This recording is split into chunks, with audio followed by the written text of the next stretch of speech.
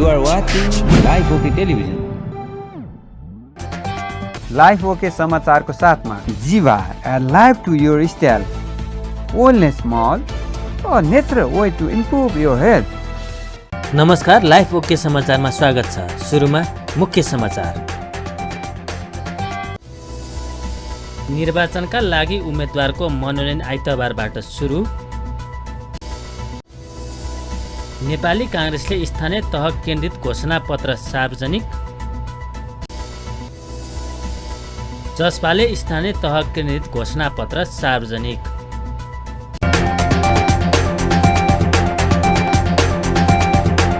अब समाचार विस्तारमा। आसन्न स्थानीय तह निर्वाचन 2079 का लागि उम्मेदवारको मनोनयन आइतबारबाट सुरु भएको छ।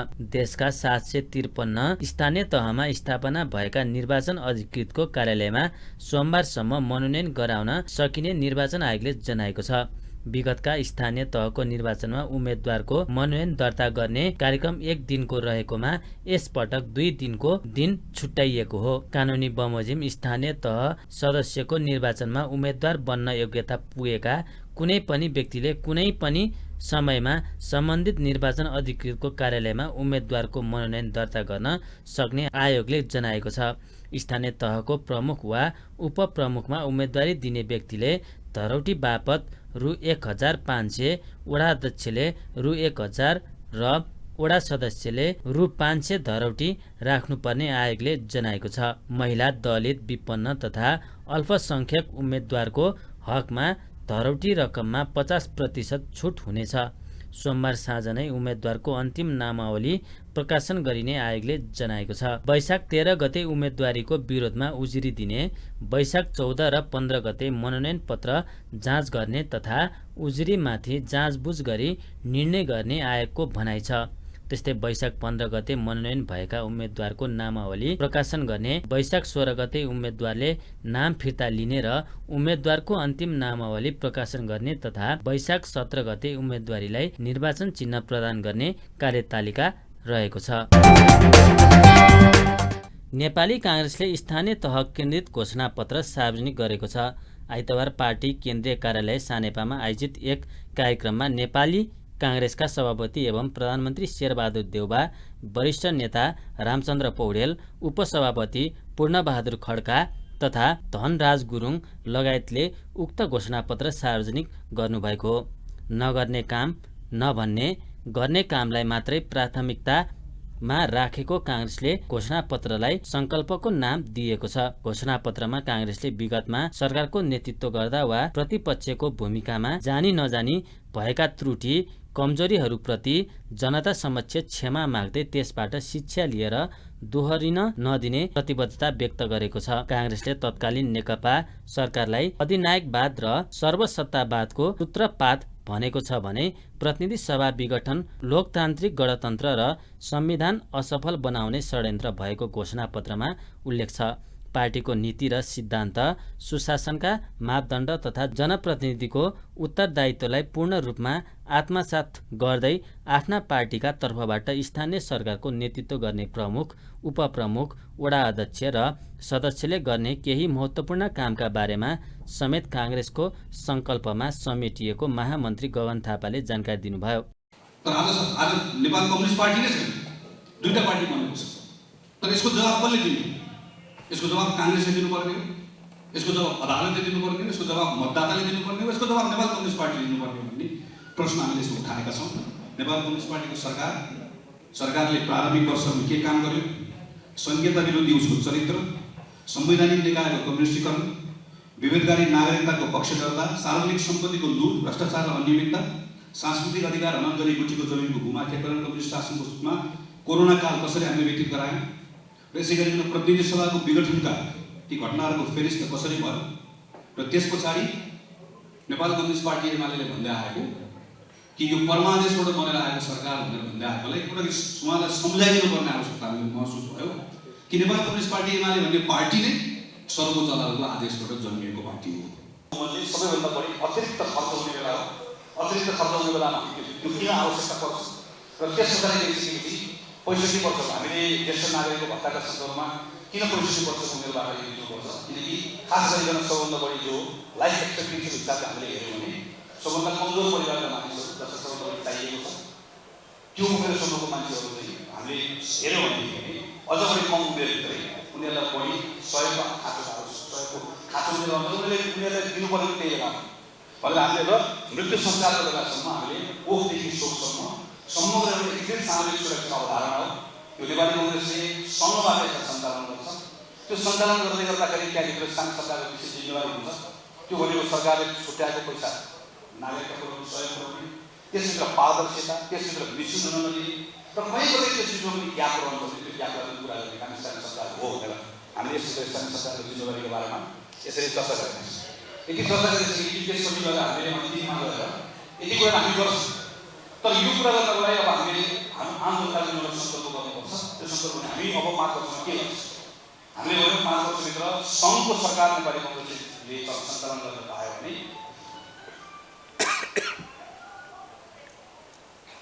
यो स्थानीय सरकारको बारेमा हामीले जे कुरा भनेका छौँ यो सञ्चालन गर्नको लागि रिसोर्स हामी सङ्घबाट दिनुपर्ने रिसोर्स हामी तल कसरी बढाउँछौँ, केमा बढाउँछौँ भन्ने कुराको हाम्रो कमिटमेन्ट छ। सङ्घले बनाइएको पनि कानुन बनाएको छ, शिक्षाको बनाएको छ, उदाहरणको लागि भूमिको बनाएको उदाहरणको लागि यस्ता दर्जनौँ कानुन बनाएको छ। नबनाइएको कुरा हुँदैन। हाम्रो कमिटमेन्ट छ, हामी कानुनहरू बनाउँछौँ, कति समय बनाउँछौँ, कसरी बनाउँछौँ हामीले भनेका छौँ। सङ्घले बनाइएको पनि मापदण्डहरू बनाएको छ जसले गर्दा लोकल गभर्मेन्टले काम सकेको छ। यो सबैको बारेमा फेरि सिकाएर गरेका छौँ।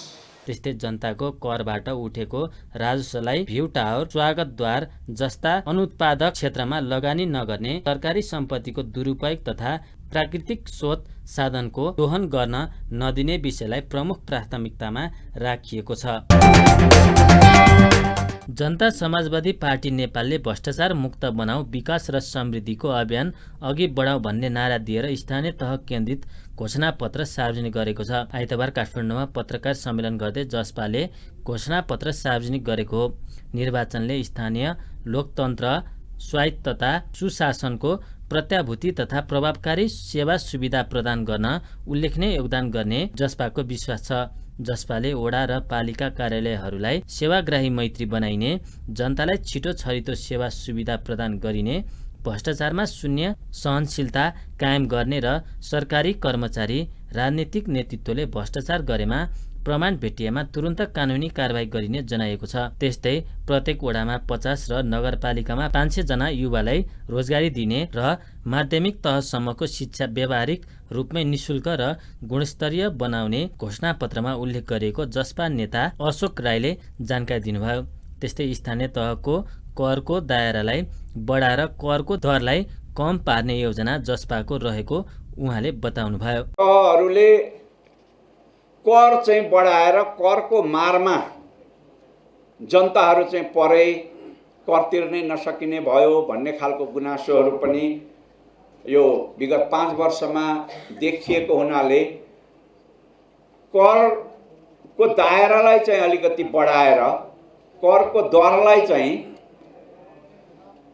कमै राख्ने र जनताहरूलाई धेरै मार नपर्ने, शीत उघाएर एउटा चाहिँ घैला भर्ने तरिकालाई चाहिँ आम रूपमा प्रयोग गर्नुपर्छ भन्ने तर्फ पनि हामीले चाहिँ स्रोतहरू परिचालन गर्ने सिलसिलामा यो कुरालाई अगाडि सारेका छौँ।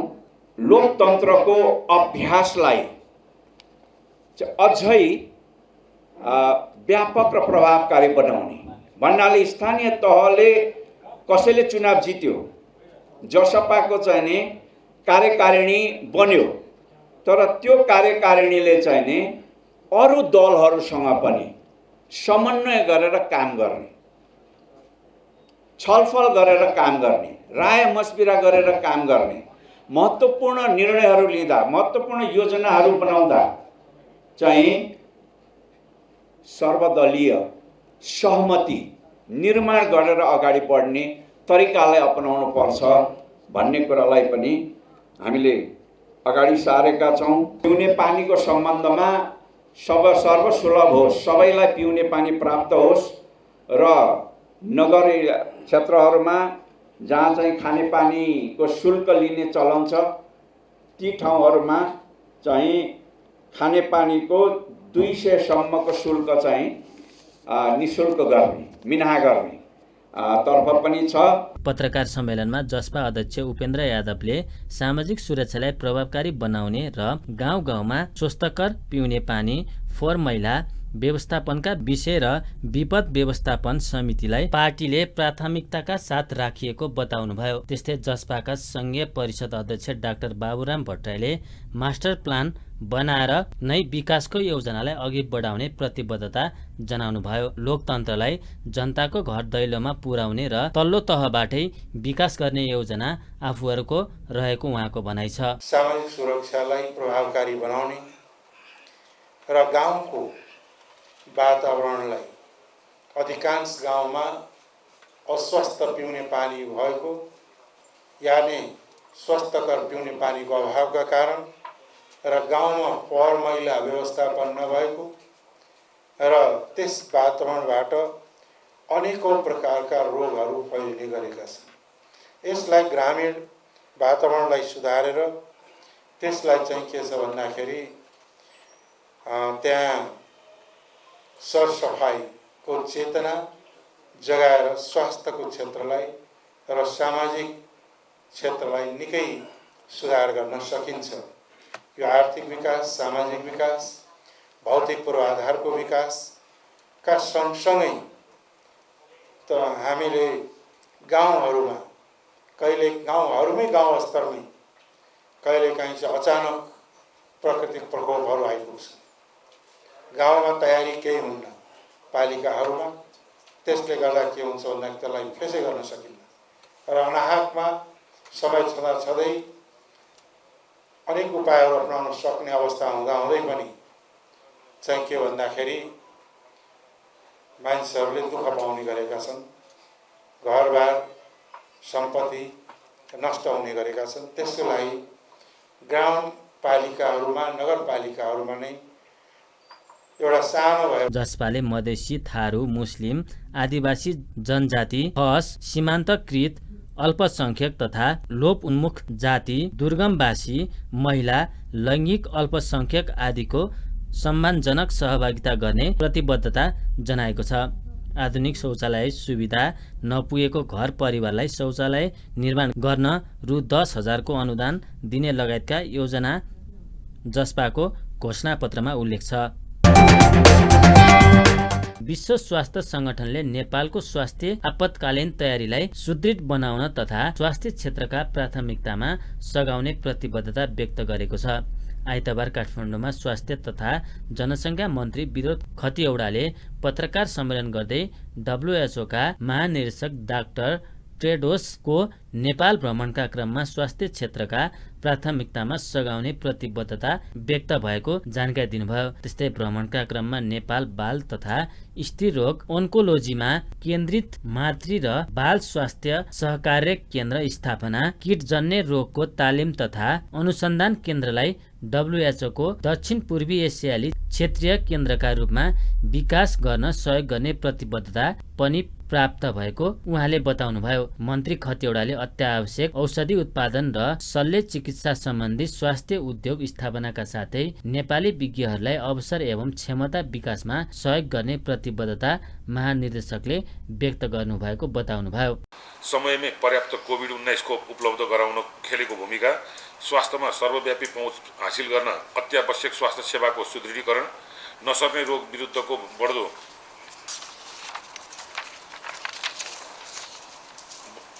बोझसँग लड्न हालै गरिएका प्रयास र टाइफाइड कन्जुगेट खोप अभियानको थालनी लगायतका विषयमा छलफल भएको थियो।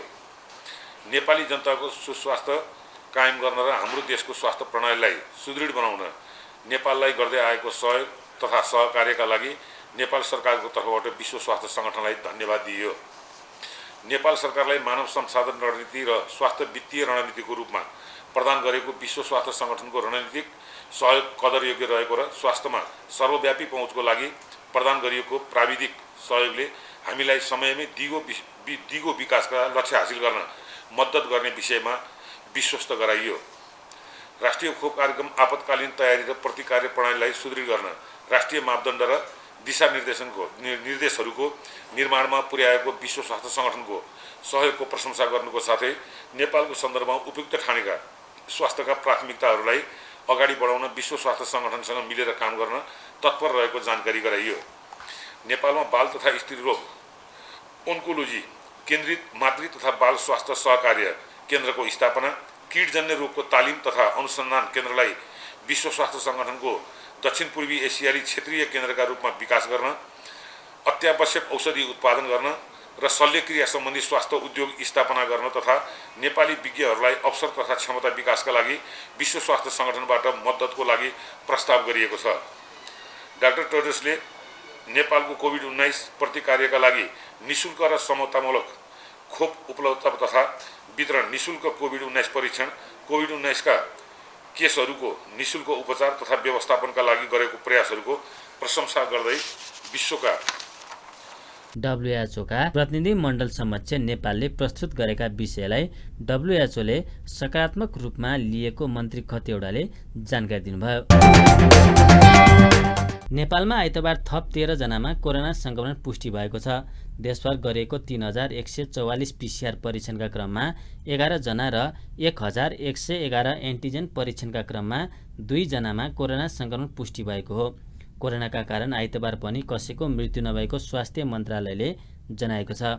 त्यस्तै थप 25 संक्रमित कोरोना मुक्त हुँदा हालसम्म नेपालमा 9,66,523 जना निको भएका छन्। हाल नेपालमा 269 सक्रिय संक्रमित आइसोलेसनमा रहेको मन्त्रालयले जनाएको छ। काठमाडौँ महानगरपालिकाको मेयर पदमा स्वतन्त्र उम्मेद्वार बालेन शाहले उम्मेदवारी दर्ता गराउनु भएको छ। आइतबार काठमाडौँको सभागृहमा रहेको निर्वाचन अधिकृतको कार्यालयमा पुगेर शाहले उम्मेदवारी दर्ता गराउनु भएको हो। उम्मेदवारी दर्तापछि शाहले स्थानीय तहमा स्वतन्त्र व्यक्ति पुगेर काम गर्दा सकारात्मक नतिजा आउने दावी गर्नुभयो। स्थानीय निर्वाचन निर्दलीय हुनुपर्छ भन्ने आफूहरूको सिद्धान्त रहेको र आफूलाई युवाहरूको साथ रहेको उहाँले बताउनुभयो। त्यस्तै उहाँले काङ्ग्रेस र एमालेको भोट काट्नका लागि उम्मेदवारी दिएको जित सुनिश्चित रहेको धारणा राख्नुभयो। यसो सरसर्ती हेर्दाखेरि युवा मात्रै हो कि होइन, कलाकार मात्रै हो कि इन्जिनियर मात्रै हो कि भन्ने बुझाइ तपाईँको प्रश्न एकदमै जायज छ होइन। तर हामीले चाहिँ के भनिरहेका छौँ भन्दाखेरि यो राजनीति गर्ने थलो चाहिँ होइन खासमा मेयरको मेयर भनेको होइन। तपाईँको एउटा कुनै कम्पनीको CEO अथवा एक्जिक्युटिभ पोस्ट जस्तो कुरा हो मेयर भनेको। मेयर भइसकेपछि त्यो व्यक्तिले शिक्षा, स्वास्थ्य, इन्फ्रास्ट्रक्चर, वेस्ट म्यानेजमेन्ट, व्यवस्थापन होइन, ठाउँको ब्रान्डिङदेखि लिएर सबै कुराको ज्ञान चाहिँ राख्नुपर्छ। अथवा त्यो ज्ञान पुरै सबै कुराको नभए पनि तपाईँको कन्सल्टेन्ट टिमहरू जुन हुन्छ नि, त्यो कन्सल्टेन्ट टिमहरूबाट आएको एउटा रोडम्याप, एउटा डिजाइन, एउटा सल्लाह, एउटा सुझावहरूलाई चाहिँ बुझ्न सक्ने व्यक्ति भयो भने चाहिँ एउटा पालिका, नगरपालिका, गाउँपालिकामा काम गर्न सक्छ भन्ने हाम्रो बुझाइ हो।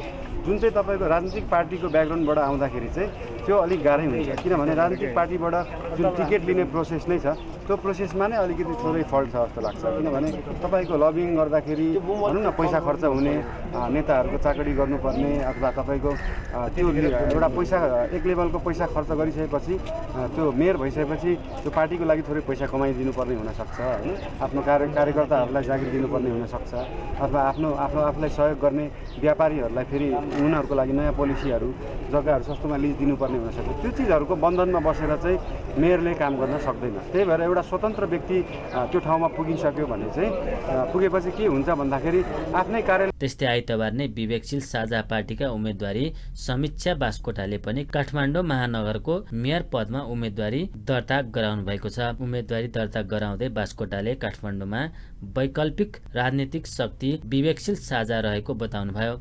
उहाँले महानगरभित्रको समस्याको समाधानका लागि योजनाबद्ध ढङ्गले काम गर्ने दावी गर्नुभयो। हजुर, भर्खरै हामीले विवेकशील साझा पार्टीको तर्फबाट मेयर पदको लागि म समीक्षा बास्कोटाले उम्मेदवारी भर्खरै दर्ता गरिसकेको छु र विवेकशील साझा पार्टीले यसपालि काठमाडौँ महानगर आफै पनि राजनीतिको केन्द्र हो र अब हामीलाई के विश्वास छ भन्दाखेरि वैकल्पिक राजनीतिको केन्द्र पनि काठमाडौँ महानगरबाट सुरु हुन्छ र त्यो सुरुवात आजको दिन फर्मल सुरुवात चाहिँ आज मनोनयन पत्र दर्ता गरिसकेर उम्मेदवारी दर्ता गरिसकेर भइसकेको छ र काठमाडौँ महानगरवासीले परिवर्तन चाहनु भएको छ। परिवर्तनको संवाहक अब काठमाडौँ महानगरवासी काठमाडौँ महानगरपालिकाले देखाइदिनु हुनेछ र वैकल्पिक राजनीतिको किल्ला, किनभने महानगर आफैमा पनि राजनीतिको केन्द्र हो, अब वैकल्पिक राजनीतिको केन्द्र पनि हो भनेर काठमाडौँवासीले विवेकशील साझालाई तराजु चिन्हमा मतदान गरी यसपालि परिवर्तनको संवाहक बनिदिनुहुन्छ भन्ने यहीँबाट म अनुरोध गर्न चाहे र यहाँहरू सबैजनाले साथ सहयोग दिनुहुन्छ र परिवर्तन चाहनुहुने सम्पूर्ण मतदाताले हामीलाई सहयोग गर्नुहुन्छ भन्ने आशा पनि लिएका छौँ। ठुला दलका प्रतिनिधिहरूले भने काठमाडौँमा सोमबार मात्रै उम्मेदवारी दिने तयारी गरेका छन्।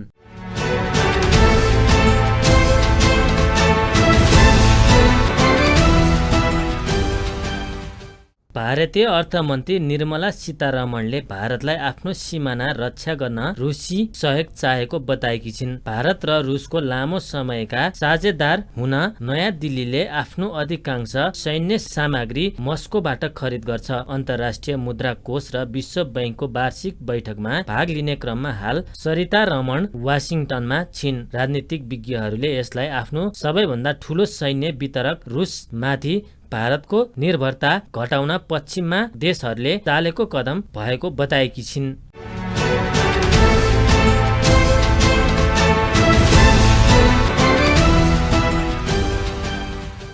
पूर्व राष्ट्रिय टेबल टेनिस खेलाडी स्वर्गीय मिलन श्रेष्ठको सम्झनामा जेठमा प्रथम मिलन स्मृति जुनियर राष्ट्रिय टेबल टेनिस प्रतियोगिता आयोजना हुने भएको छ। आयोजक स्पिन इभेन्ट्स प्रणालीले आइतबार काठमाडौँमा पत्रकार सम्मेलन गर्दै प्रतियोगिता जेठ 7 देखि 9 गतेसम्म लैनचौर स्थित राष्ट्रिय टेबल टेनिस प्रशिक्षण केन्द्रमा हुने जानकारी दिएको हो। प्रतियोगितामा 3 विभागीय टोली सहित देशभरका जिल्ला तथा क्लबका खेलाडीले सहभागिता जनाउनेछन्। प्रतियोगितामा junior boys singles, junior girls singles, cadet boys singles, cadet girls singles, boys singles 12 वर्ष मुनि, गर्ल्स सिंगल्स 12 वर्ष मुनि, मेन्स भेटरान सिंगल्स 40 वर्षमाथि, मेन्स भेटरान सिंगल्स 50 वर्षमाथि र मेन्स भेटरान सिंगल्स 60 वर्षमाथि गरेर 9 प्रतिस्पर्धा हुनेछ। जुनियर बोइज गर्ल तथा क्याडेट बोइज गर्ल्सको विजेताले 20,000, दोस्रोले 10,000 र सेमी फाइनलमा पुग्नेले 5,000 पाउनेछन्। 12 वर्ष मुनि बोइज सिंगल्स, गर्ल्स सिंगल्स तथा भेटरान तर्फको विजेताले 10,000, दोस्रोले 5,000 र सेमी फाइनल पुग्नेले 2500 पाउने स्पिन इभेन्ट्सका अध्यक्ष सुमन साक्यले जानकारी दिनुभयो।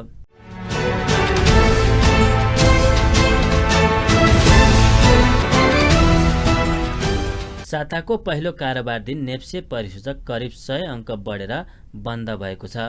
यस दिन इन्ट्राडेमा 100 अङ्कभन्दा बढी बढे पनि अन्तिम समयमा भने सामान्य घटेर बन्द भएको हो। नेप्से परिसूचक 95.52 अङ्क अर्थात् 4.11% बढेर 2420.91 बिन्दुमा पुगेको छ। त्यसैगरी यस दिन सेन्सिटिभ इन्डेक्स 4% बढेको छ भने फ्लोट इन्डेक्स 4.15% र सेन्सिटिभ फ्लोट इन्डेक्स 4.19% बढेको छ। नेप्सेसँगै यस दिन कारोबार रकम पनि बढेको छ।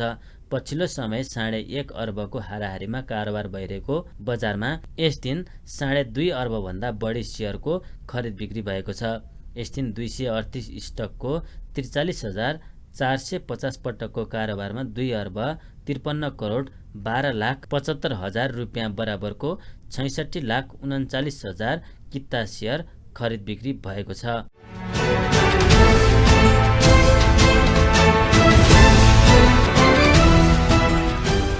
साताको पहिलो दिन सुनको भाव सामान्य गिरावट आएको छ। सुन तोलामा 400 रुपियाँले घटेको छ। यस दिन चाँदीको भाव भने स्थिर रहेको छ। नेपाल सुनचाँदी व्यवसायी महासंघका अनुसार छापला सुन प्रति तोला 1,05,000 रुपियाँमा र तेजापी सुन प्रति तोला 1,00,000 रुपियाँमा झरेको छ। यस्तै चाँदी प्रति तोला 1,360 रुपियाँ कायम रहेको छ। अन्त्यमा प्रमुख समाचार फेरि निर्वाचनका लागि उम्मेदवारको मनोनयन आइतबारबाट सुरु।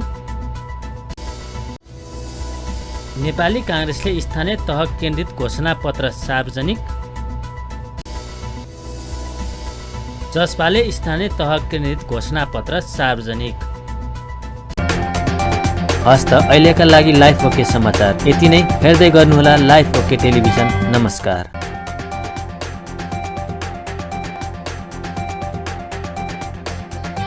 लाइफ ओके समाचारको साथमा Jeeva life to your style, only small, or natural way to improve your health.